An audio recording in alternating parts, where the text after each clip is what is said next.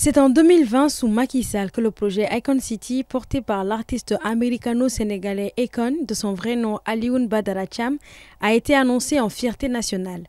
Initialement, le projet devait arriver à terme en 2023. Cette date a été repoussée à 2025. Mais au bout de 5 ans, aucun avancement et silence total autour du projet. L'État sénégalais a ainsi décidé, à l'issue d'un accord à l'amiable entre Akon et la Société d'aménagement et de promotion des côtes et zones touristiques du Sénégal, SAPCO, de reprendre le projet.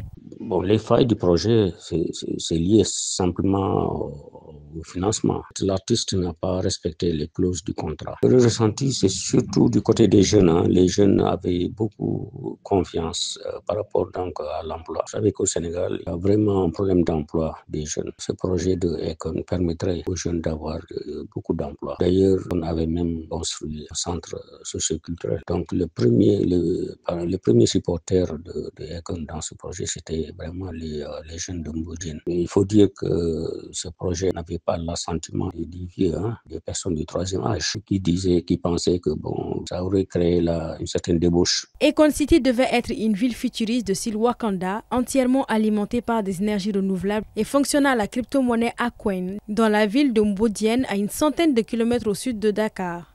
Il devait pousser des universités numériques, des routes intelligentes, des hôpitaux dernier cri, des gratte-ciel incurvés, des hôtels de luxe, des zones résidentielles pour un coût total de 6 milliards de dollars sur 800 hectares.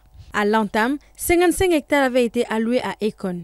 5 ans plus tard, le constat est que sur les 55 hectares annoncés, seul un bâtiment d'accueil inachevé sort de terre. Aucune route, aucune centrale solaire, aucun logement. Puis, en juillet 2024, faute d'avancement notable sur le terrain, l'État sénégalais a retiré 50 hectares. Seuls 5 hectares acquis par Akon en titre foncier restent dans son portefeuille. Désormais, Icon City laisse place à un nouveau projet immobilier dans l'optique des Jeux Olympiques de la jeunesse de 2026 que le pays doit abriter, jugé plus réaliste, mieux structuré et tourné vers les besoins locaux. Le projet sera réalisé par la Société d'aménagement et de promotion des côtes et zones touristiques du Sénégal. L'artiste n'a pas du tout réagi publiquement à la nouvelle.